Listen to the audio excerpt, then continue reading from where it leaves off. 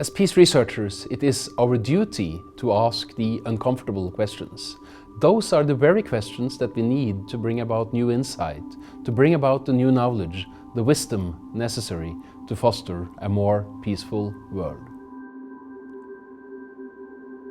An uncomfortable question in my research is, who is complicit in killing?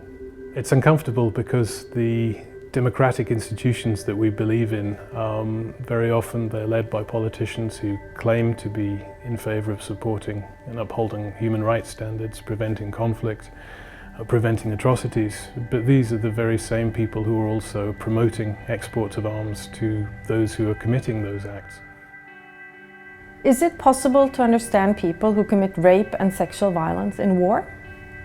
Perpetrators of sexual violence are not born perpetrators, they become perpetrators because they are in a violent situation. If we can better understand how people are transformed, how they change under violent circumstances, then we can prevent this violence from happening in better ways than we've done up till now. Can education lead to conflict? It's an important question to ask because education is something that policymakers can do something about, unlike many other factors that we know are associated with the risk of conflict. Education is something that we can provide to youth. Do we react differently to terror attacks by Islamist extremists than right-wing extremists?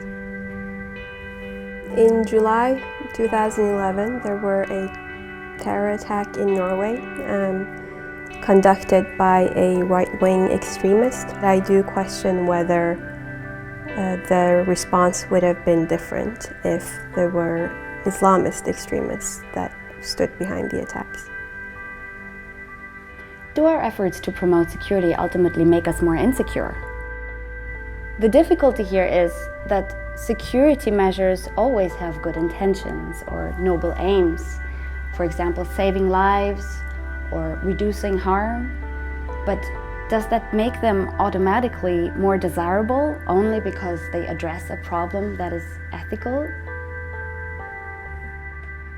Can war ever be justified? For PRIO, it is a core question because we are working on how to create peaceful resolution to conflict. And then the question is, can armed force ever play a role in that? And if so, when could that be? I think it's a core part of peace research to engage with that question.